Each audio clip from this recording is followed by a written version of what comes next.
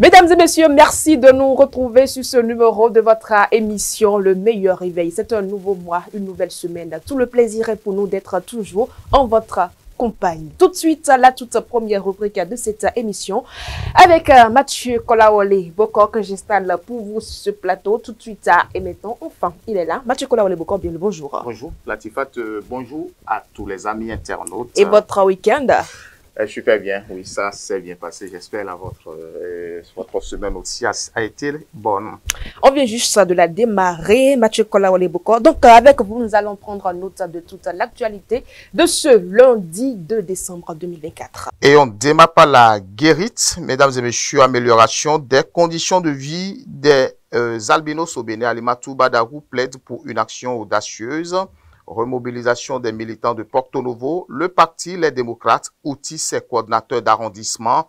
Fusillade à Azové, un jeune maçon grièvement blessé lors d'une opération douanière. Et puis, ADJ 2025, la liste des sociétés agréées dévoilée. Audit du fichier électoral, Wilfried Léandre Humbedi réaffirme la position de Talon. Matin libre qui met cadre de concertation de l'opposition, les griefs de Richard Boni. Ogu, libération, audit du fichier électoral, le gouvernement rassure l'opposition après le refus de l'Union progressiste Le Renouveau et du bloc républicain. Gascani Info, audit du fichier électoral, pourquoi un nom expressif? Des partis de la mouvance s'interrogent. Gascani Info, Visa Info, 1er décembre 2021, 1er décembre 2024, votre journal. Visa Info a officiellement 3 ans, dit Visa Info.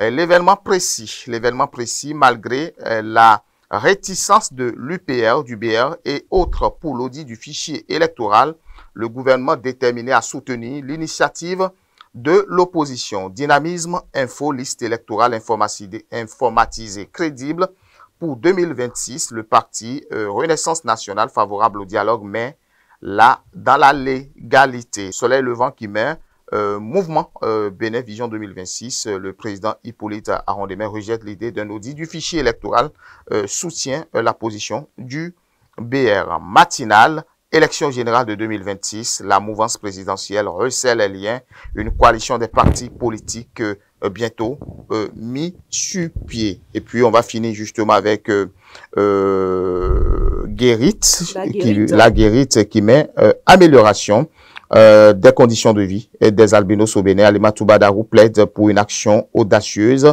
remobilisation des militants de Porto Novo, le parti Les Démocrates outille ses coordinateurs d'arrondissement. Fusillade à Azové, un jeune maçon grièvement blessé lors d'une opération douanière, ADJ 2025, la liste des sociétés agréées dévoilée et puis audit du fichier électoral. Wilfried Léandre Humbedi réaffirme la position de Talon Latifat Sokowe. Dans la présentation de l'actualité de ce matin, nous démarrons par la 36e journée mondiale de lutte contre le sida. Focus sur les droits des personnes vivant avec le virus. Suivons le chemin des droits. C'est le thème justement de la 36e journée mondiale de lutte contre le sida. Le Bénin n'est pas resté en marge de cette commémoration. Selon Benjamin Rumpati, ministre de la Santé, la thématique retenue pour cette 36e édition devrait permettre à chacun de réfléchir sur les responsabilités individuelles et collectives en matière de santé, de dignité et de droits humains en général et en particulier des droits des personnes vivant avec le VIH qui demeurent encore stigmatisées par la société. Ceci même dans les formations sanitaires où elles sont censées pourtant recevoir des soins. Le VIH n'est pas seulement, Latifat, une question de santé, c'est aussi et avant tout une question de droits humains. Les personnes vivant avec le VIH doivent être respectées et protégées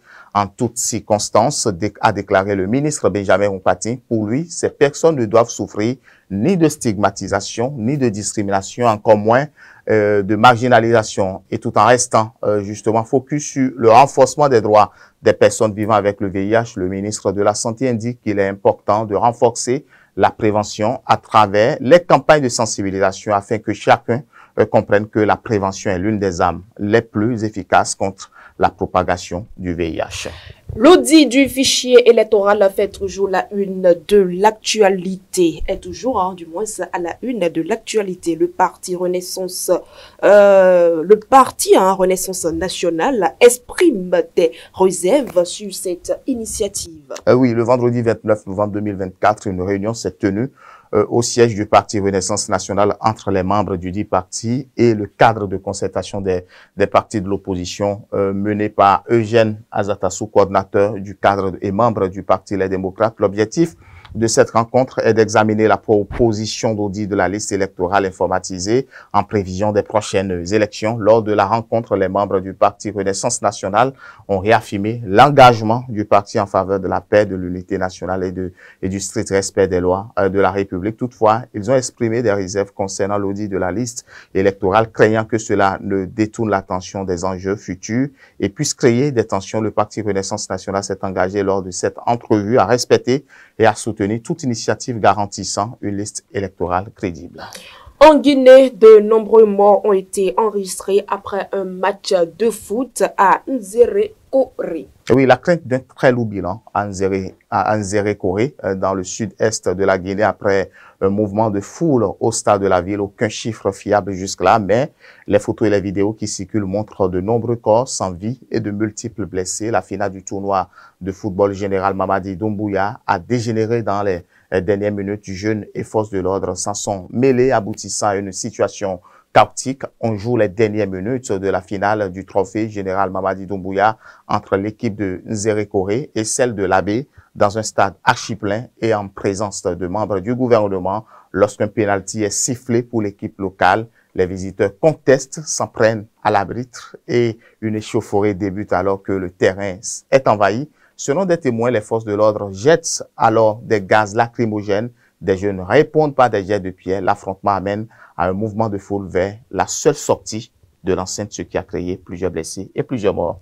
Nous parlons à présent du championnat féminin saison 2024-2025. Le football féminin reprend service. Oui, ça a été officiellement lancé le samedi 23 novembre dernier au stade Omnisport de Grand Popo. Les championnats féminins des premières et deuxième divisions étaient à l'honneur ce week-end. Les premières journées des D1 féminines et D2 féminines de la saison 2024-2025 se sont jouées. C'est samedi 30 novembre et dimanche 1er décembre 2024. Nous avons les résultats suivants. D1, résultat complet de la première journée. Poule A, Espoir FC qui a battu Cefos qui bat Espoir FC 1-0.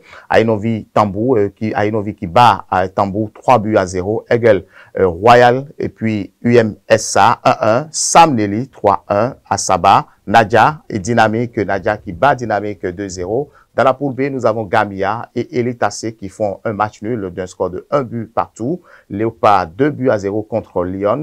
Et puis AS Leader 1-0 contre JFA. Vigueur FC 2 buts partout avec FAL. Et puis dans la catégorie des deux féminines, résultat de la première journée en poule A, Jack et AS Cotonou qui font dos à dos, 2 buts partout.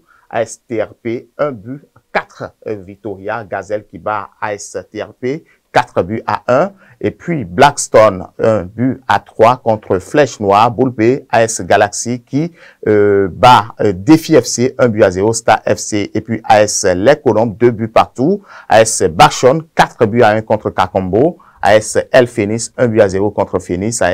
ASM 0 but contre Asso Nouillon. Et puis voilà un peu les résultats des dernières journées de la Ligue féminine qui a démarré ce week-end.